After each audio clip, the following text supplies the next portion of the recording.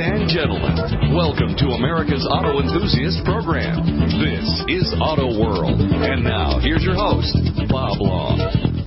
Yes, indeed. It's my turn to say hello, and thank you very much for joining us here for another hour of Auto World. In this hour, the broadcast will be joined by Dan Watson, the CEO of the Lube page. He is the gentleman that we hear from every week at this very same time. He is a lubrication specialist with more than 25 years of experience. And if there's a question that you have, we've got a number of ways that you can get a hold of us. Number one, via the telephone. 855-660-4261.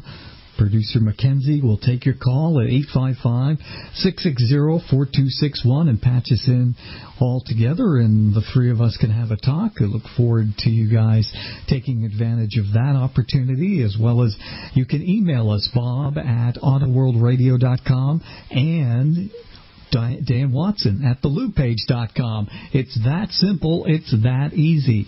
Dan is one of the largest Amsoil distributors in all of North America. And speaking of that, let's welcome him to the broadcast. Dan, thank you so much for your time, and let's talk about what it's like being an Amsoil dealer. Well, you know, I got into this, Bob, and by the way, thank you for having me on again. But 1991, and it just grew on me over time, obviously. But if you like dealing with things that are associated with cars, and you're the kind of person that is a self-starter and likes to do things your way and figure things out, then it's a perfect business, because if you were to line up 10 successful Amsoil dealers and ask each one of them questions about how they do their business, what you'd find out is that probably there might be 2 out of that 10 that would be similar, but the rest, they can have different ways they want to do things, and that's one of the things that enticed me as far as the Amsoil business opportunity, was the fact that there's a whole lot of support available from, you know, the company and my sponsor, George Douglas, that took care of me in this business, but you get to build it your way. It's the old Frank Sinatra thing. I did it my way. And so the nice thing about that is that you get to set out and learn things about it and figure out how you're going to approach it, get started, work at it. And then when you succeed, you're able to say to yourself and to other people, look, I had a way I wanted to do this, and I knew it'd work, and I worked hard at it, and it did what I wanted it to do. So there are different paths to being successful in the Amsoil business.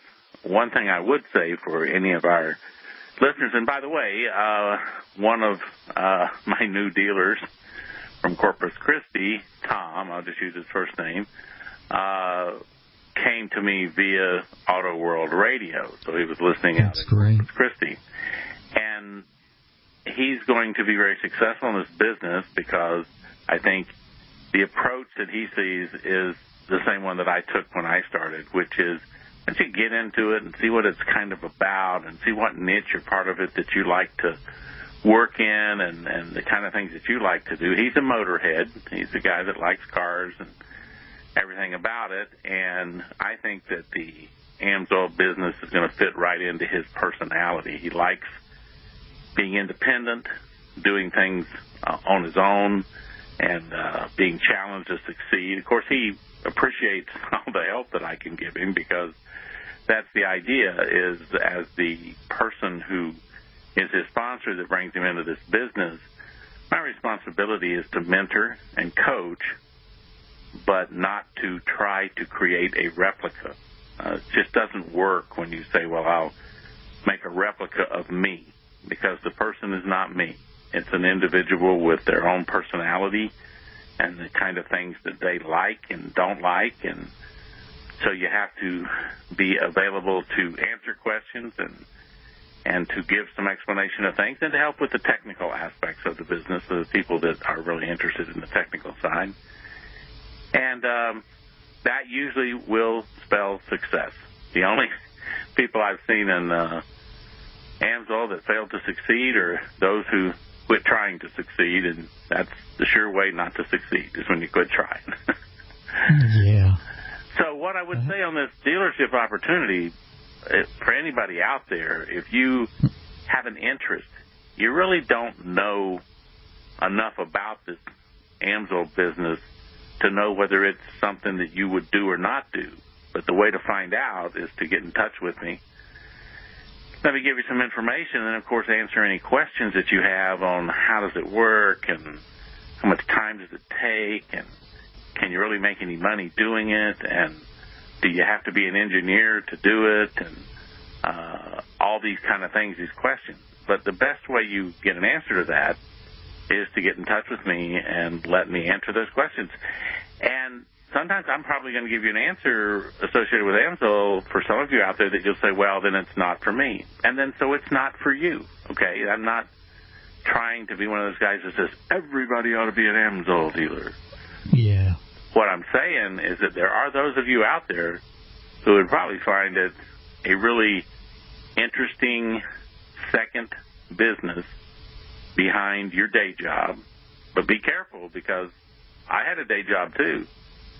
And the Amsoil business just took me right out of the day job because it grew so fast and became so successful that I gave up the day job, and I've never regretted a minute giving up the day job. So yeah. If you get into it, it may surprise you the prospects for success and prosperity that you can derive out of one of these Amsoil businesses. So again, Bob, just for the listeners, if you're interested, you can go to the Lube page and you can give me an inquiry there. You can go to Dan Watson at thelubepage.com, and you can shoot me an email and say, send me some information on this Amsoil dealership. You can call me at 800-370-2986. And if you fail to get in touch with me, you can get in touch with Bob, and I guarantee you he can get in touch with me. There you go, folks. It's that easy, and it's so important, Dan, as you've pointed out, to align yourself with a good mentor, a good person like yourself who will bring you in and be there to help you as questions come up along the way. And just doing the radio with you, I can see how you would be a great person to spearhead anybody's startup Amsoil business. This would be great.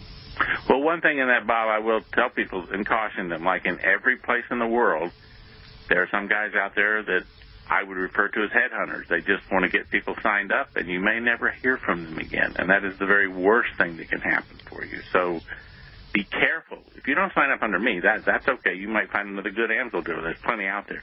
But just make sure you do what we used to call in the insurance business, do your due diligence. Make that person prove to you that they're going to support you and that they have the ability and the time and the desire to mentor you as you get your business started. And if that person meets those things, then you're going to have a great relationship for a long time. I certainly can give you references that I'll meet those specific things to help you make your Amsoil business a success. So again, folks, don't be a stranger if you're even remotely interested and want to find out some more specifics. Use this opportunity to get a hold of myself, Bob Long, at bob@autoworldradio.com, or Dan directly at danwatson@thelubepage.com. Or once again, you can call Dan directly. What's that best number for you one more time, Dan? It is 800-370-2986. Excellent. When we come back from our upcoming break here, we've got a whole slew of questions that have been sent to us, and we would love to hear from you live. Matter of fact, we'll make a priority over the questions that we already have stored up here. If you call in via the telephone, we'll put you at the top of the list at 855-660-4261. This is Auto. Broadcasting from the middle of Corvette Boulevard and Stingray Avenue, this is Auto World with your host, Bob Long. We got Dan Watson on board, and we're taking your calls and emails, 855-660-4261. If you have any question about lubrication in your car, in your truck, in your boat, in your snowmobile, in your ATV, or anything in between. We can help you out at 855-660-4261. Question number 1 comes from Jack in Atlanta, Georgia, and he wants to have you, Dan, explain two-cycle mixing ratios. Why are they so different for so many different applications? Well, Jack could join the legion of people who ask, what do these two-cycle mix ratios mean exactly, okay? Because you hear them all the time if you're around this equipment or boats and stuff. You hear it's a 50 to 1, a 40 to 1, 100 to 1. Well, that's a ratio of what? 100 to 1 of what? Okay, and it works like this. It's always going to be the fuel, the amount of fuel, and its ratio to the amount of lubricant. But you got to keep the units the same. For example, if I said I had 100 quarts of fuel and I wanted 100 to 1 mixture, then I'd have 1 quart of oil. See, 100 quarts of fuel, 1 quart of oil is a 100 to 1 mixture. So, pretty thin mixture. Now, we can move that up and say, well, how would I keep that ratio? Well, what if I had 100 gallons of fuel? I'd need 1 gallon of lubricant. That'd be 100 to 1 ratio. If we drop down and say, what about a 50 to 1 ratio? What's that? Well, that'd be 50 gallons of fuel to 1 gallon of lubricant or oil, and that'd be a 50 to 1. Now, of course, we don't, in the real world, unless we do what they call pre-mix this oil, which you could do for lawn and garden equipment, okay, which would mean that you got your, you got a 5-gallon can of gasoline there, and you're asking yourself, well, how much do I put in that if I want a 100 to 1 mixture? Well, you could sit and figure it out, but 8 ounces of lubricant in a 6-gallon can is 100 to 1. 8 ounces in a 5-gallon can is 80 to 1. I only know that because we've calculated this out before. So in the premixing, sometimes you might have a big boat tank and you're premixing, and maybe you got a 25-gallon tank, and you're going to run a 50 to 1 mixture. So you got to figure that out. You go, well, wait a minute, if it's 25 gallons of fuel and I want a 50 to 1 mixture, then I would need, if you go by the other thing we said before, it'd normally be 50 gallons in 1 gallon, but I've only got 25 gallons, so I put a half a gallon in, and that's 50 to 1, okay? So it's just a ratio, and most of the time when you buy two-cycle oil, it'll have a table of mixed ratios on the bottle. It makes it kind of easy for you to look there, and it says, oh, if I use so many ounces of this, it's going to be this amount in a certain amount of fuel. So it's there for you. Now, the question was asked on the top of that is, why so many different applications? Quite frankly, it's because the manufacturers want to make sure that with a lot of the poor quality two-stroke oil we have in the marketplace, they're trying to make sure that the equipment's protected and you don't have the piston seize up to the cylinder. So there are a lot of times specifying, well, if you're using the standard weak petroleum-based two-stroke oil jacked up with a lot of anti-scuffing zinc in it, you got to use a 40 to 1 mixture. Everybody goes, okay, I got that, okay. But here's the thing. You can use some high-performance two-stroke oils, especially synthetic two-stroke oils like the Amsoil line, and we can use a 100 to 1 Amsoil two-stroke oil and guarantee its performance regardless of the mix ratio stipulated by the manufacturer. You might have a piece of equipment, a chainsaw, that says mix this at 40 to 1. Well, we're telling you if you use our Sabre Professional two-stroke oil for that chainsaw, you can mix it at 100 to 1, and we guarantee or warrant the protection will be as good as it gets, and you don't need the thickness of 40 to 1. So what does that do for you a little bit? Well, it gives you more gasoline and less lubricant in the cylinder, so it burns cleaner, burns with more power, and it burns smokeless. It's a real nice combination. But anyway, that's the answer on mixing ratios. It's always the fuel first and the lubricant second. 100 gallons of fuel to 1 gallon of lubricant is a 100-to-1 mixture. Excellent. It is definitely something to get very much mixed up. So, well, yeah, I'm telling you, it is really something that, I read a thing one time that said that in general in our country we have a little bit of a math phobia. People don't like complicated math. And it's amazing how easy it is to get those two-cycle mixing ratios all mixed up. Oh, absolutely. I can see that. Our next question comes from Alan in Corpus Christi, Texas, where Dan just recently signed up a brand new Amsoil distributor, and he'll be helping that person out. But Alan would like to know about oil changes, and his question is, how can Amsoil recommend up to 25,000 miles for an oil change? Explain to Alan. Well, that's a very good question, but I would say this before I even get into it. Mobil has, in the last 2 years, come out with what they call annual change, 20,000 miles or 1 year. So it's kind of like we're not out there on the island like we used to be, saying that if you have a really high-quality synthetic engine oil that you can achieve much greater levels of mileage or extend your drain intervals, because we got a big company like Mobil Oil Company saying the exact same thing and going out for 20,000 miles. So we don't have to be the finger pointed at us like we used to and say, oh, you guys are crazy. How could you do such a thing? Right? Well, I don't know. The company that's I would say, $100 billion company, they're saying the same thing. So anyway, how do you do this to say to Alan to understand this? And I always go back to a little bit of a simple analogy. If I told you that you had a tire out there that would go 80,000 miles, you'd go look at the tread at 40 or 50,000 miles and see if you had any left, looking for the wear indicators, right? Mm-hmm. So you could see it.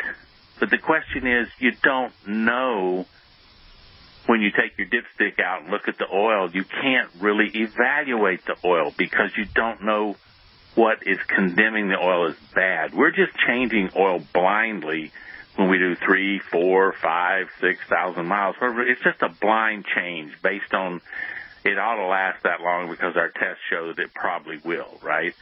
But we don't actually know if we're draining out good oil or bad oil at those times. When we come back from the break, I'll finish it up for us.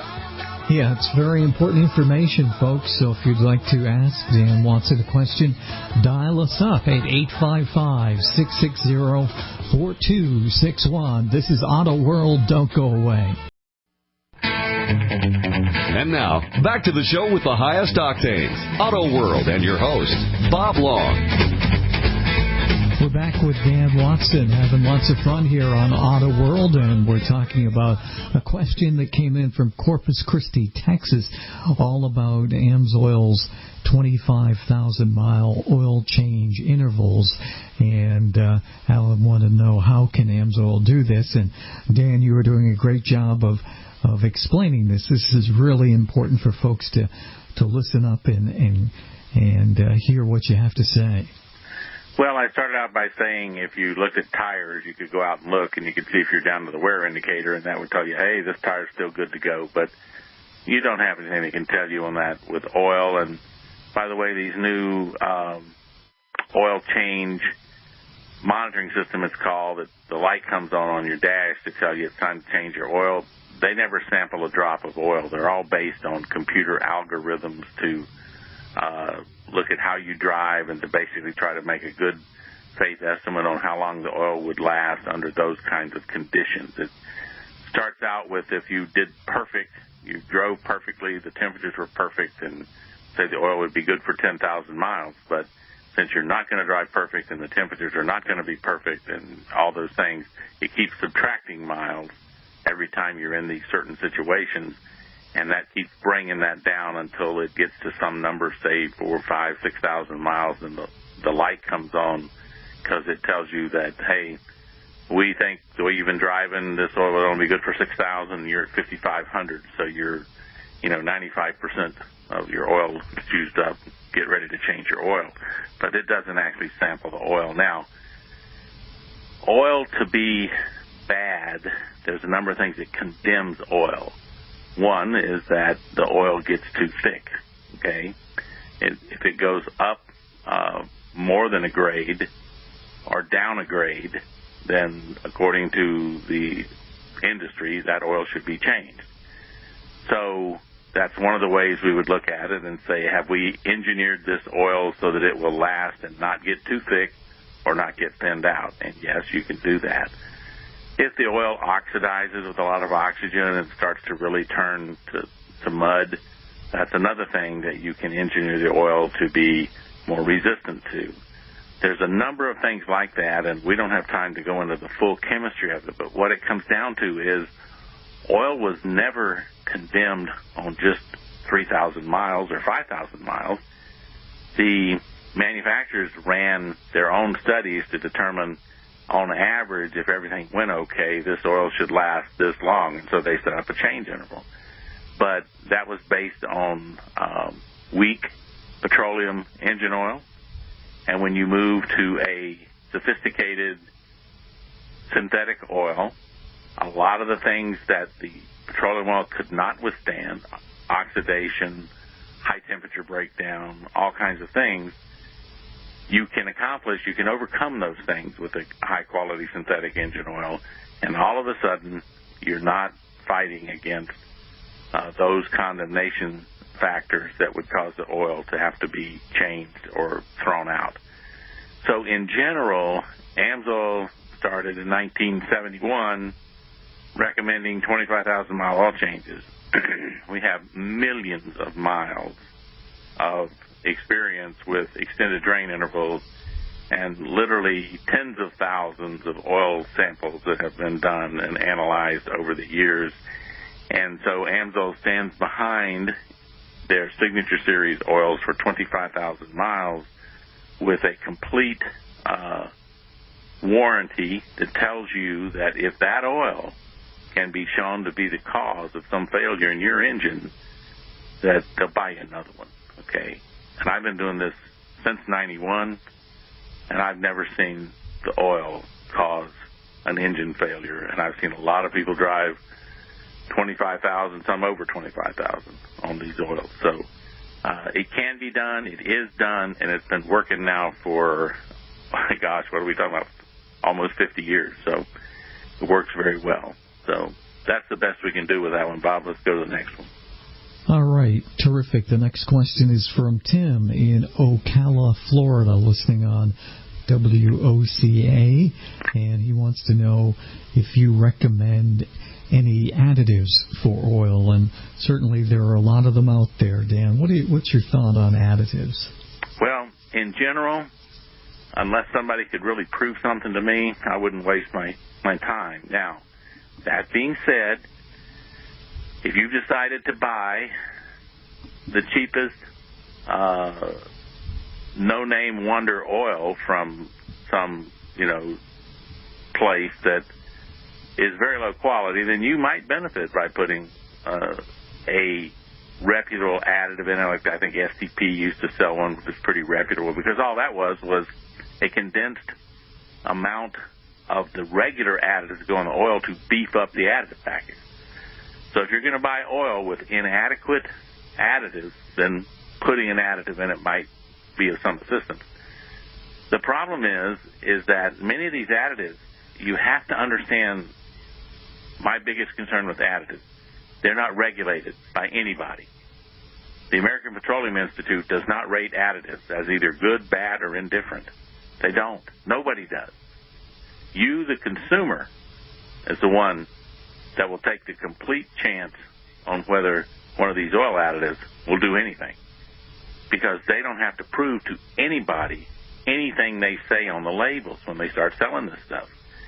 The only way that they ever go out of business is when they get a class action suit or one of the oil companies sues them for false advertising, because they're advertising a bunch of stuff that they don't really do. So my advice to our listeners is buy a high-quality engine oil, and if the oil is as good as it should be, you wouldn't need the additives anyway. And so you don't know if the additive is going to work, so you take a big chance doing that. And if you buy poor engine oil, you still may not improve it by putting this additive in that has no certification. We don't know whether it's going to do anything. So how about we just take a step up, do some research online, look at the quality of these engine oils, and make sure that you put a high-quality engine oil in your vehicle, and the use of additives will never be an issue. It won't come up. You won't be concerned about it, and you won't have to worry about whether or not you paid somebody $20 for an additive and you got something that didn't do anything. I mean, it's a terrible thing to say, but I don't know why the government hasn't, in the Consumer Protection Agencies, hasn't taken a stiffer hand with these additives, because nobody tests them, nobody certifies them. They just make their claims and they go into business, and if they don't do what they do and they get sued, then guess what? They bankrupt that corporation and they file a new corporation out of the Bahamas or somewhere, and here comes the same additive actually under a different name going at it again. Because if you can get it across the internet, sell several $1 million of it before you get shut down, then you've made your money, you depart, and then you come back a little while later under a different kind of name and start up another hoax going on and bilk a bunch more people out of money, and then you do it again. So I just think that stay out of that business, unless it might be that you can do some due diligence and find one of these additives and they'll truly tell you what it is and why it does something, rather than it just looks good, works fine, lasts a long time. That's not sufficient information. No, definitely, folks. You gotta do your research and know what you're buying. And Dan and I have had many a conversation about some of these no-name oil products out there, and you have to be very, very careful. Unfortunately, in the year 2019, and Amsoil is certainly a brand that you can rely on, you can count on. 855-660-4261. That's our toll-free line from around North America. If you'd like to jump in and ask Dan a question, tell you what, we'll put you at the top of the list when we come back on the other side. We already have got some questions from Terry in Portland, Oregon, and a number of others, but we'd love to get you in there, and we've got lines open for you. Mackenzie is answering those lines. 855-660-4261. 855-660-4261. This is Auto World. Hey, it's Billy F. Gibbons from ZZ Top, and you're listening right here to Auto World.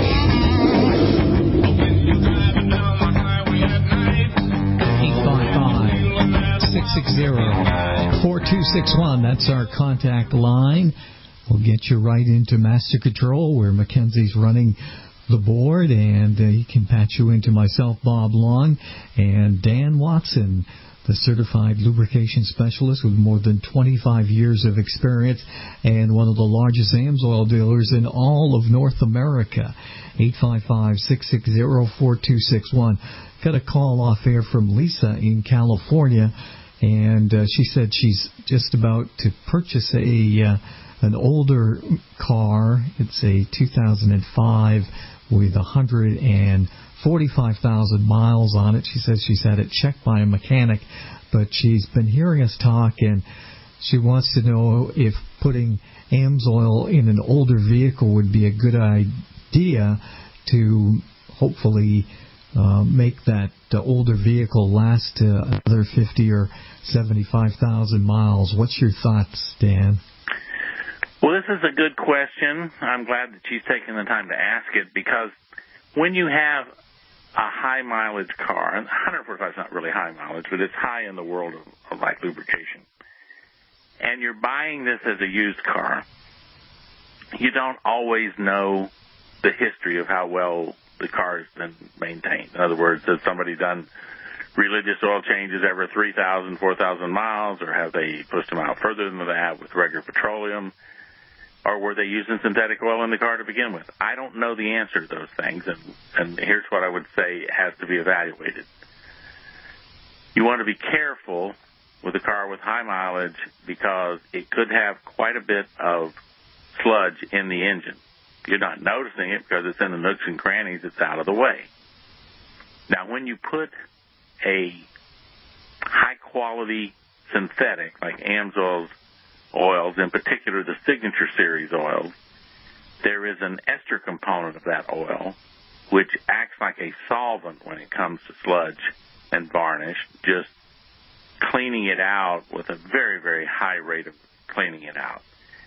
Now, if the engine was really sludged up, one of the problems you could run into is that if you liberated all this stuff rather quickly, it could find itself down in the oil pan and trying to work over, maybe get in the screen on the pickup foot for the oil pump. If it did that, it could interfere with getting a good suction, and the oil pump could have pulsating pressures. Nobody wants that. Everybody would get excited. None of us want that. So, the safest way to convert a car with an unknown history is simply on the next oil change that you're going to do, upcoming, substitute 1 quart of Amsoil Signature Series oil in with the other possibly 4 quarts of petroleum. If it takes 5 quarts, you put in 1 quart of Amsoil, 4 quarts of a good grade petroleum oil, put the new filter on, and drive it. But I must caution you, probably within about 1,500 or 2,000 miles, that filter is going to be completely filled up because that 1 quart of Amsoil Signature Series in with the petroleum is going to act like a slow clean flush, like a slow flush. It's just going to gradually be pulling this stuff out because it's mixed in there. It's not 100%. The Signature Series, it's about 20% of the oil, but it's going to be gradually cleaning that engine. So at maybe around 2,000 miles or something, 1,500 miles, you would tell your mechanic, hey, I want to change the filter, and I want to top it off with some more Amsoil.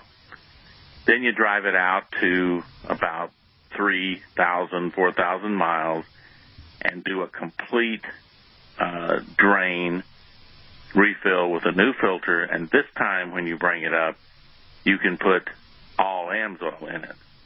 But again, you'll probably have to do an early filter change somewhere around 5,000 miles, put a new filter on, top it off with Amsoil, and then go on and drive it for no more than up to 1 year. And in this case, because you're converting it, I'd stick with 1 year or 15,000 miles on that oil change.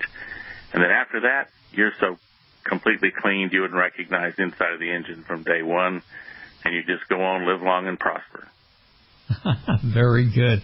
Outstanding question and a great answer from Dan Watson. Dan's website, once again, is thelubepage.com. That's where you can email him anytime, Dan Watson at thelubepage.com. We got another question here from KPAM, Portland, Oregon. Terry wants to know, why do European cars use different oil than American cars? I have a BMW and my wife drives a Volkswagen TDI. Are the engines so different that it takes a different lube? Good question, Terry. I like Terry's question there because most of the time you just get asked, do I need different oil? He wants to know why.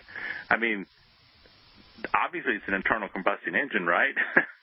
How can this European car have an engine that's so different than this American car or Japanese car that it would require a whole different kind of oil? That's a very good question, Terry, and here is the answer, because they shouldn't. They really shouldn't.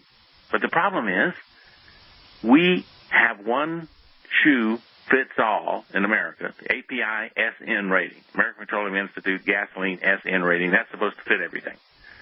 Europe doesn't look at it like that. They have 5 different categories of quality of oil. And so the manufacturer that builds that European car is going to select from this variety of engine oils the level of protection that they want in that particular car that matches up with that European spec. And why is that different? Well, it's different because if it's a European high-performance car, the oil standard for that is higher than it would be for just a standard passenger car. If it's a European car in the new ones that have these triple Y, they're called sophisticated catalytic converters that are in these exhaust systems, now you've got to use an oil that limits the amount of sulfated ash, it's called, products that can be in that oil, because if you got too much carryover, you might, through oil vapor going down in the engine and then those non-burnable additives going into the exhaust stream, they might poison the catalytic converter. And that's an expensive thing to do because they're very expensive. So they've got all these different things, and the manufacturers know that there's different oils made to satisfy these different requirements, so they stipulate different requirements than one oil to fit all.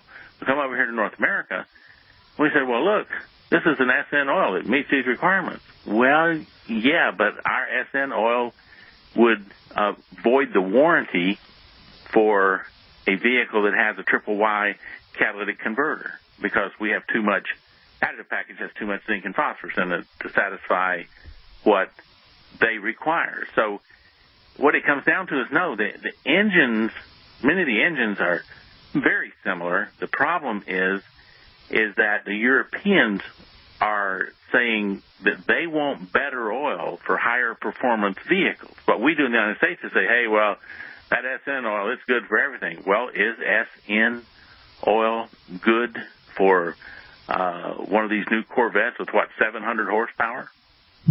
You know, is it good for that and also good for the three-cylinder Toyota? You know, I mean, really, we expect that to be the case, and it's not. You really do want more protection for these high-performance vehicles. And so the Europeans have decided it's worth the manufacturers calling out the different classifications. Over here, we just go, oh, well, yeah, that's one oil that's going to meet them all. Well, the Mercedes and all these guys are really telling us in North America anymore, don't you do that, you'll void the warranty. And they're really hard up on these European specs. That's why I tell people as often as I can, if you have a European car, you pay attention to what it calls for, and don't you take anything different. If it's got an ACEA rating on it and it tells you that's what it's certifying, you find somebody that can meet that rating. Don't you go just sticking regular SN-rated engine oil in that, because you may cost yourself a lot of money if you mess something up and you don't protect the turbos in the BMWs and you ruin the exhaust system in a brand new Mercedes. You just can't imagine how much money that could cost you, and they wouldn't do it under warranty. They'd just tell you, you did it, you pay for it. So I can't overstress that you've got to be careful with lubrication for European cars. Excellent question, and a great answer from Dan Watson from thelubepage.com. Once again, during the week, if you have a question, and directly, and Dan, why don't we give that inside number one more time for you? Yeah, it's 800-370-2986. Fantastic. The hour just flew. Thank you so much for your time. See you next time, Bob. Sounds great. That's going to do it for this hour of Auto World. I'm Bob Long. Thanks for being here.